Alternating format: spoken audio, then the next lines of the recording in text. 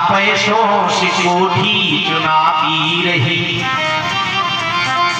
चाह पैसों से कोठी चुनाती रही, चाह कोठी में मोटर मंगाती रही, चाह मोटर से होटल में जाती रही, चाह होटल में बोतल खुलाती रही, चाह क्या क्या न करती कराती रही, चाह पानी जिन्होंने वो पीले हुए, चाह छोड़ी जिन्होंने रसीले हुए, चाह जर से लगी जी जरा हो गया, चाह हर से लगी जी हरा हो गया, चाह हरदम हमें उनकी चाहिए और वो अगर चाहे तो फिर क्या चाहिए। आज सुदामा जी महाराज को जीवन को धन्य बना दिया है गोविंद ने, और महाराज की सरलता की कथा है। जिसके जीवन में सरलता है, सौम्यता है, मनुष्यता है, भगवान उससे उतने ही नजदीक है। और जब तक हमारे जीवन में सरलता नहीं है तब तक भगवान हमसे उतनी ही दूर है। का निर्मल मन जन सोह पावा, जिनका जीवन सरल है, सरलता की एक कथा याद आई। एक घर में एक बेटे का जन्म हुआ, ध्यान से सुनना। सरलता की एक कथा आती है महाराज। एक घर में एक बेटे का जन्म हुआ, धीरे धीरे वह बड़ा हुआ, वह बेटा 20 वर्ष का हो गया। उसमें कोई दुर्गुण नहीं था, उसमें कोई बुराई नहीं, कोई दुर्गुण नहीं था। उसमें दुर्गुण एक ही था, खाता बहुत था, खाता बहुत था। खाने बैठ जाए तो रुके ही ना। अच्छा, ज्यादा खाने वाले से भी लोग परेशान हो जाते हैं। अच्छा, खाता जाए और कहता जाए कि दाने दाने में लिखा है खाना हर का नाम, दाने दाने में लिखा है खाना हर का नाम। घर के लोगों ने कहा तू ये ना कहे दाने दाने, फिर बोले तू तो ये कहे कि पूरी पूरी में लिखा है खाना हर का नाम। घर के सब लोग खा जाएं तो सुबह से बैठा शाम तक खाते रहे। घर के लोग बड़ी हैरान हो गए। एक दिन घर के लोगों ने कहा हम तो तुम्हें नहीं खिला पाएंगे, हम नहीं खिला पाएंगे, निकलो घर से बाहर जाओ। सो बेचारा थोड़ी दूर तक गया, लौट करके फिर आ गया। घर के लोगों ने कहा तो फिर लौट आया तो बोला शायद मुझे निकाल कर पछता रहे हो आप, शायद मुझे निकाल कर पछता रहे हो आप। मैं फिर में आ गया हूँ इस ख्याल से। घर के लोगों ने कहा यहाँ कोई नहीं पछता रहा है, तुम्हें कोई नहीं खिला पाएगा, तुम तो जाओ जाओ। सो बेचारा चला गया। 2-4 किलोमीटर आगे निकला तो देखा बड़ा सुंदर एक मंदिर, एक आश्रम। अब उसने देखा कि आश्रम के बाहर एक महात्मा जी बैठे, और महात्मा जी भी अच्छे घर से खासे तंदुरुस्त। उसने देखा वाह, खाते पीते समझ में आ रहे। और इतना सोचे रहा था तब तक महाराज जी के 2 शिष्य और निकल करके वो महाराज जी से भी अच्छे तंदुरुस्त। उसने देखा भाई यहाँ खाने का बड़ा आनंद है। अच्छा, इसे खाने की ही तलाश थी। महाराज जी के पास आया, गुरु जी के चरणों में प्रणाम किया। महाराज जी आप कौन हैं? महात्मा जी ने कहा हम इस मंदिर की सेवक हैं। अच्छा महाराज जी, महेंद्र जी ने। हाँ, अच्छा ये 2 और कौन हैं? तो महाराज जी ने कहा ये हमारे शिष्य हैं। तो बोला महाराज जी हमें भी अपना चेला बना लो। गुरु जी ने कहा बन जाओ। बन गया। बोला गुरु जी यहाँ कोई काम इस मंदिर आश्रम में? गुरु जी ने कहा यहाँ कोई काम नहीं, पूजन भजन करो, मंदिर की सेवा करो, यही यहाँ का काम है। चेला बना लिया, चेला बन गया। एक दिन गुरु जी से पूछा गुरु जी एक बात आपसे हम कहें? गुरु जी ने कहा कहो। बोला गुरु जी ये बताओ आपके मंदिर में सुबह से शाम तक कितनी पंगतें हो जाती हैं? महाराज सुबह से शाम तक कितनी पंगतें होती हैं? तो गुरुजी ने बताया सुबह से शाम तक 20 पंगतें हो जाती हैं। तो बोला गुरुजी उन 20 में बैठे हम खाते रहें तो कोई हर्ज तो नहीं, कोई दिक्कत तो नहीं? उन 20 में अगर बैठे हम खाते रहे तो कोई हर्ज तो नहीं? गुरुजी ने कहा हर्ज तो कुछ नहीं, पर तो इतना खाता है। गुरुजी सब आपकी कृपा है। अब रहने लगा, खूब खाए। एक दिन क्या हुआ, सुबह जागा, जिधर देखे उधर कोई होए ना हल्दी, कहीं चूल्हे जलते ना दिखाई दे। गुरुजी के पास आया, गुरुजी आज खाने वाने की व्यवस्था कुछ कमजोर समझ में आ रही है। गुरुजी ने कहा हम तुम्हें बताना भूल गए, आज अपने मंदिर में एकादशी है और वैष्णव लोगों को कभी एकादशी के व्रत में नहीं भोजन पाना चाहिए। हम तुम्हें बताना भूल गए, आज मंदिर में अपने एकादशी है, तो तुम हमारे शिष्य हो तो तुम्हें भी व्रत करना पड़ेगा। तो बोला गुरुजी चीला और भी तो होंगे। गुरुजी ने कहा है। तो बोला गुरुजी उनसे ही व्रत करवाओ और जो चेले आपके हैं उनसे ही व्रत कराओ। गुरुजी ने कहा तुमसे क्यों नहीं? बोला गुरुजी अगर हमने आज एकादशी का व्रत रख भी लिया तो द्वादशी तो हम देखे नहीं पाएंगे, द्वादशी नहीं देख पाएंगे। गुरुजी ने कहा तो तुम इतने भूखे? गुरुजी सब आपकी कृपा है। गुरुजी ने कहा मंदिर में तो भोजन बनेगा नहीं, बना लोगे? बोला गुरुजी मरते क्या ना करते हम सब कर देंगे। आटा दाल चावल लिया। गुरुजी ने कहा आटा दाल चावल घी गुड़ ले लो, नदी के किनारे जाना, भोजन बनाना और भगवान को भोग लगा के कभी खाना। ठीक है गुरुजी। आटा दाल चावल लिया, नदी के किनारे आया। अब भोजन तो कभी बनाया नहीं था, किसी तरह से भोजन बना। याद आया गुरुजी ने कहा था कि भोग लगा के खाना। अब लगा बुलाने भगवान, बुलाने लगा भगवान, राजा राम आइए, प्रभु राम आइए, मेरे भोजन का भोग लगाइए। राजा राम आइए, प्रभु राम आइए, मेरे भोजन का भोग लगाइए। राजा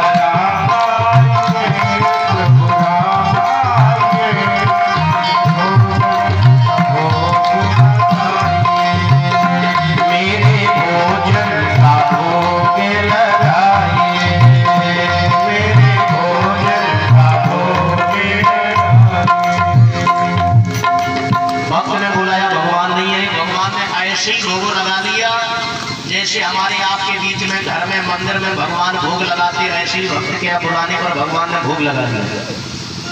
भक्त ने विचार किया आई नहीं।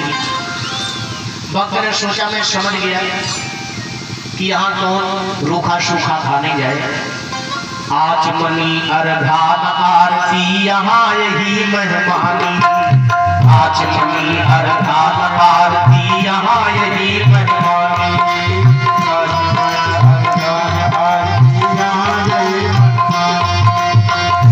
सूखी खाओ प्रेम से, आना जल्दी से गोविंद।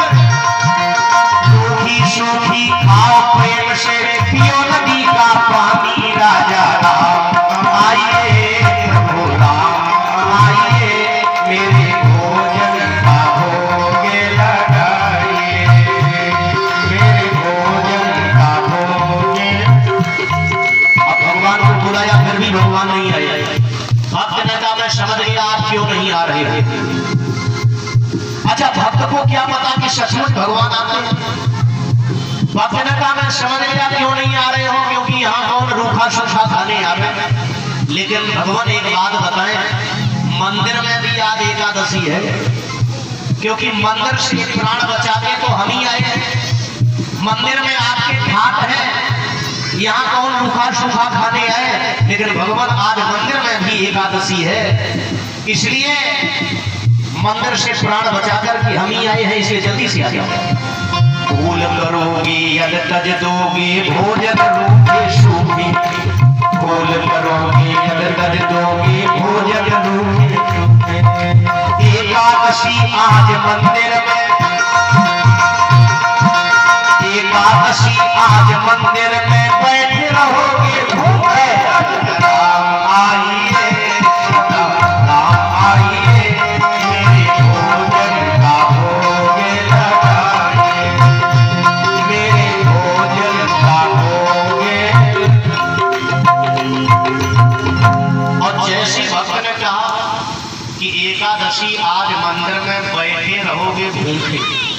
इस बात को सुनकर के भगवान को बड़ी हंसी आई। अच्छा, भगवान भी बड़े कौतुकी हैं, अकेले नहीं आए। इस बात को सुनकर के भगवान श्यामल सीता समारोपित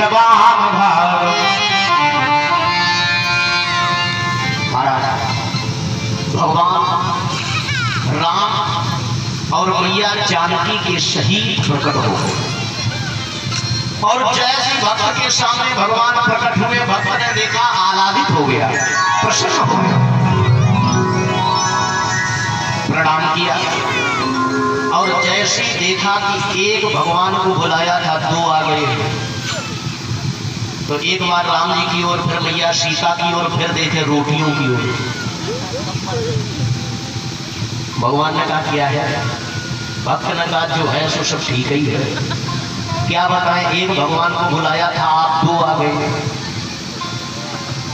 ज्यादा नहीं तो थोड़ी ना थोड़ी तो तुम हमारी एकादशी करवा ही दोगे। लेकिन क्या बताएं, आप हमें बड़े अच्छे लगते हैं, इसलिए आप पाओ, जो होगा सो देखा जाएगा। भगवान को पवाया, प्रसाद शेष रहा सो खाया, भगवान चलने लगे। भक्त ने कहा देखो जा तो रहे हो, लेकिन अगली एकादशी को थोड़ा जल्दी आ जाना, क्योंकि हमें भूख लगती है बहुत तेजी से और तुम आते बहुत देर में, इसलिए अगली एकादशी को थोड़ा जल्दी आना। भगवान ने कहा आ जाए। फिर एकादशी का व्रत आया, गुरुजी ने कहा जाओगे? बोला जाने पड़ेगा, लेकिन गुरुजी थोड़ा आटा दाल चावल घी गुड़ ज्यादा दे दो। क्यों? कहा आपने वहां एक भगवान के लिए कहा था, वहां दो भगवान आ जाते हैं। अच्छा, गुरुजी को क्या पता कि सचमुच में भगवान आता? गुरुजी ने सोचा हो सकता भूखा रहा हो, इसलिए कह रहा है। अब आटा दाल चावल घी गुड़ ले लिया, नदी के किनारे आया, फिर बनाया भोजन, अब फिर बुलाने लगा भगवान को। राजा राम आइए, सीता राम आइए, मेरे भोजन का भोग लगाइए। राजा राम आइए, प्रभु राम आइए, सीता राम आइए, मेरे भोजन का भोग लगाइए, मेरे भोजन का भोग, मेरे भोजन का भोग। और जैसी भक्त ने बुलाया तो भगवान भी बड़े कौतुकी हैं। का सीता लक्ष्मण सहित प्रभु ही क्षण आए तत्काल। मैया सीता और भैया लक्ष्मण को साथ में लेकर के आए और प्रकट हो गए। भक्त ने देखा, प्रसन्न हो गए, प्रणाम किया। और जैसे इसने तीन को देखा, सोचा दो की आज व्यवस्था थी, मन में विचार करे आज दो की व्यवस्था थी तो तीन आ गए। तो एक बार रोटियों की ओर देखे, फिर भगवान की ओर देखे। भगवान ने कहा क्या है? भक्त ने कहा एक बात आपसे कहे, हम बुरा तो नहीं लगे? भगवान ने कहा कहो कहो। तो बोला भगवान ये आपके साथ में कौन आए हैं? इस साथ में कौन आए? भगवान ने कहा ये हमारे भाई है। भाई है? अच्छा, सगी भाई है? सगी भाई है तुम्हारे? भगवान ने कहा हमारे सगी भाई हैं।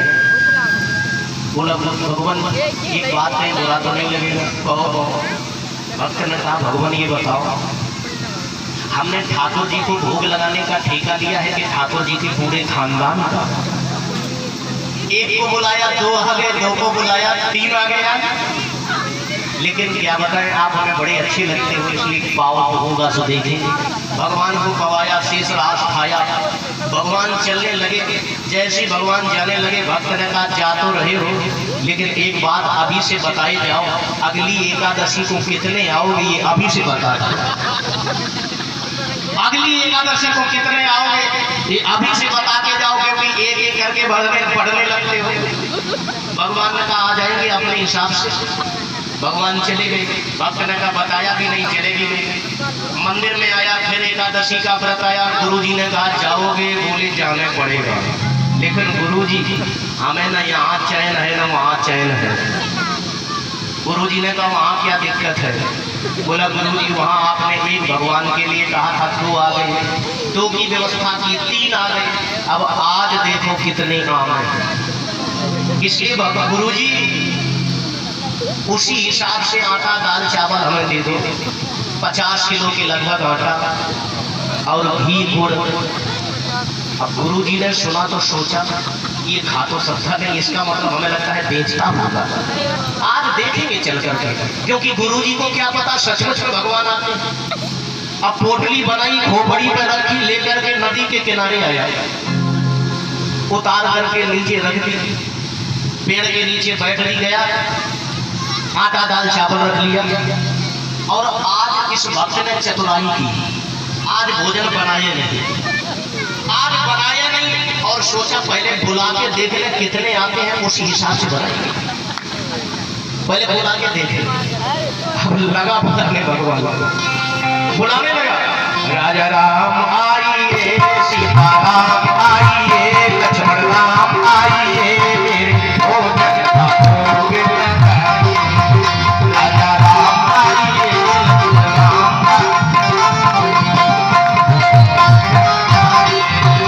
राजा राम आइए, लक्ष्मण राम आइए, राम आइए, मेरे भोजन खाओगे लगाइए।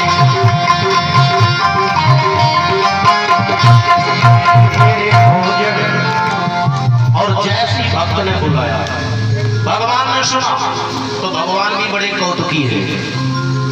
का भक्त की करुण क्रंदन आवाज सुन, तेहि क्षण प्रकट भयो राम दरबार।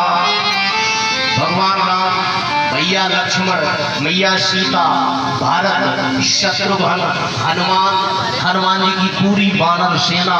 और जैसे भगवान प्रकट हुए, भक्त ने देखा, भक्त ने जैसे देखा, भक्त ने कहा आज तो बिल्कुल हद हो गई है। रोज एक एक करके बढ़ते थे, आज इतने, आज तो बिल्कुल हद कर दी।